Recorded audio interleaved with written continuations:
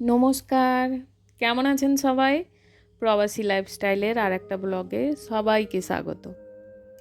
আজকে রবিবার, এখন বাজে প্রায় দুপুর 3:20 মতন। আজকের ওয়েদারটা প্রচুর মেঘলা, মাঝে মধ্যে একটু আধটু বৃষ্টি আসছে। মেঘলার কারণে চারিপাশটা একটু যেন অন্ধকার অন্ধকার লাগছে। রবিবার মানেই একটু বেরোতে হবে। তো আমার বাড়ি থেকে প্রায় 7 কিলোমিটার দূরে একটা মন্দির আছে, অমরনাথ মন্দির। ওই মন্দিরটায় আজকের আমরা যাচ্ছি। এখন বর্ষার সময় বলে রাস্তাঘাট খুবই খারাপ। আমি তেমন করে শ্যুট করতে পারিনি, যদিও রাস্তাটা প্রচুর খারাপের জন্য। মন্দিরটা মেন রোড থেকে অনেকটা ভেতরে, গ্রামের দিকে যে ছোট রাস্তাগুলো গেছে ওই রাস্তা। তো আমরা প্রথমে ভুল করে একটা অন্য রাস্তায় চলে গিয়েছিলাম, মানে গুগল যখন দেখাচ্ছিল একটা রাস্তা, খুব কাদা ছিল আর রাস্তাটা ভালো ছিল না, অনেক গাড্ডা ছিল, জল ভরা ছিল। তো আমরা প্রথমে গেলাম না ওই রাস্তাটায়, অন্য রাস্তায় চলে গেলাম। তারপরে গিয়ে দেখলাম যে ভুল রাস্তায় এসেছি, সামনে কোনো রাস্তা নেই, ওদিকটা পুরো জঙ্গল আর রাস্তাই নেই। কিন্তু এদিকে দেখুন ফ্ল্যাট বাড়ি প্রচুর সুন্দর সুন্দর, কিন্তু রাস্তাঘাট এদিকে এতটা ভালো নয়। যাই হোক, আমরা মন্দিরের দিকে গিয়েছিলাম, সেই রাস্তাটা আর শ্যুট করতে পারিনি, এত কাদা ছিল আর গাড়ি এত দুল ছিল, শ্যুট করা হয়নি। আশা করি আপনারা যে যেখান থেকেই দেখছেন ভালো আছেন, সবাই সুস্থ আছেন।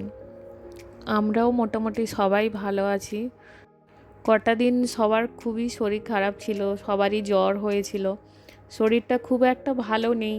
কিন্তু কি বলুন তো, এই ফ্ল্যাট বাড়ির মধ্যে সানডের দিনটা না একটু বেরোলে পুরো সপ্তাহের এনার্জিটা থাকে না। আগের সানডেতে যেমন বেরোনো হয়নি, তো এই সানডেতে সকালে অনেকগুলো কাজ ছিল, সব বাড়ির কাজ কমপ্লিট করে দুপুরে খাওয়া দাওয়া করে বেরিয়েছি।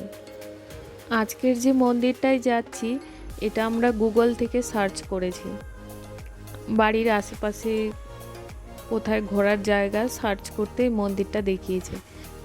গুগলে যেটা দেখিয়েছে যে এটা প্রায় 1000 বছরের আগে বানানো এই মন্দিরটা দেখলেই বোঝা যায় অনেক পুরনো মন্দির।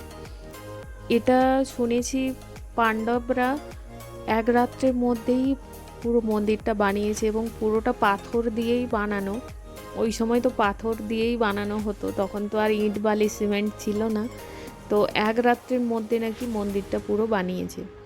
তো এই যে গাড়ি রেখে আমরা হেঁটে হেঁটে যাচ্ছি। এইটা মন্দিরের গেট সামনে। এখানে জুতো বাইরে খুলে রেখে যেতে হবে, তবে অনেকে দেখলাম ভেতরে এখানে জুতো রাখার জায়গা আছে, এখানে রাখছে। তো আমরা ভেতরেই আসলাম, এখানে জুতোটা রেখে তারপরে আমরা যাব। এই যে দেখুন অমরনাথ মন্দির, এটা ভগবান শিবের মন্দির। প্রচুর লোকজনের ভিড় রয়েছে।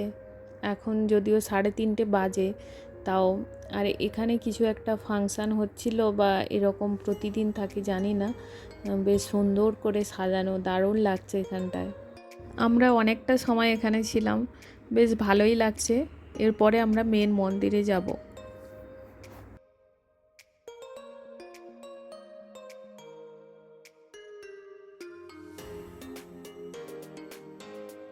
দাঁড়ান, এটা একটু দূর থেকে দেখাই আপনাদের।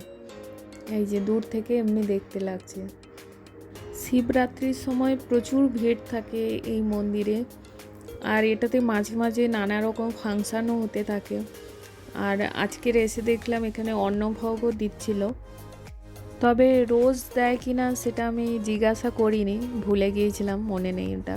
আর এই যে লাইনটা, এটা মেন মন্দিরে যাওয়ার লাইন।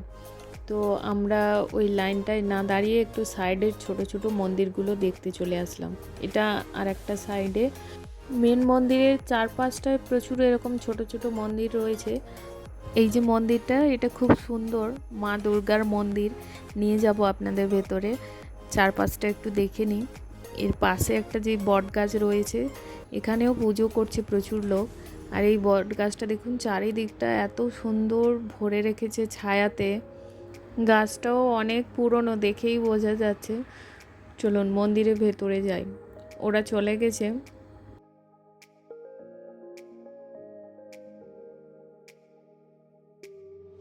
মায়ের মুখটা এত সুন্দর, মনটা ভরে গেল। অনেক সময় দাঁড়িয়েছিলাম, কিন্তু ওখানে ফটো তোলা বারণ ছিল। আমি তাও ভুল করে আমি দেখিনি অতটা, অন্যদিকে দেখতে দেখতে ক্যামেরা অন ছিল, চলে গিয়েছিলাম, তারপর বন্ধ করে দিয়েছি।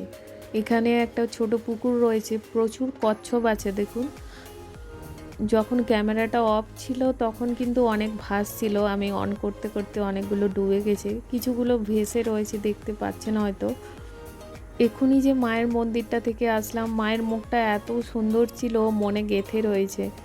এদিকে দুর্গা মাকে বলে অম্বে মা, তো খুব সুন্দর ছিল মন্দিরটা। এখন আমরা লাইনে দাঁড়িয়েছি, মেন মন্দিরে ঢুকবো। এই যে মেন মন্দিরে 3টে গেট রয়েছে, তবে এই গেটটা দিয়ে ঢুকতে দিচ্ছে, তো এটাই মেন গেট। আমরা এখন লাইনে রয়েছি, বেশ খানিকটা সময় লাইনে দাঁড়িয়ে রয়েছি আমরা।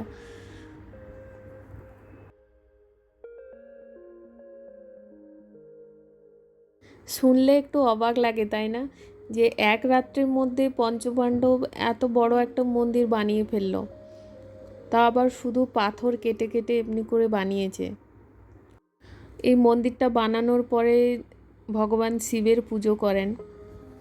তবে মন্দিরটায় আশেপাশে গেলে এবং ভেতরে গেলেই বোঝা যায় যে মন্দিরটা সত্যিই অনেক পুরনো। এবং এই যে স্টেপগুলো আছে দেখুন, সিঁড়িগুলো, এগুলোও পাথর দিয়ে। আর মেন গেটে নন্দী মহারাজের 2টো স্ট্যাচু আছে এরকম।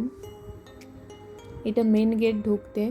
এবং মন্দিরটার ভেতরে যখন আমরা ঢুকি, সত্যিই ফিল হচ্ছিল যে সত্যিই অনেক পুরানো মন্দির। ভেতরটা একটু অন্ধকার, আর আজকে মেঘলার কারণেও আরও বেশি অন্ধকার লাগছে।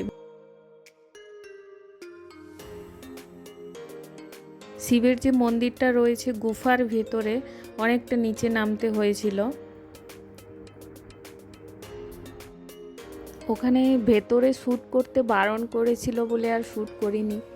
বাইরে এসে একটু ফটো তুললাম, আমরা বসেও ছিলাম, বেশ খানিকটা সময় ছিলাম, প্রায় 2-3 ঘন্টা মতন ছিলাম। তারপরে এখন বাড়ি ফিরে যাব।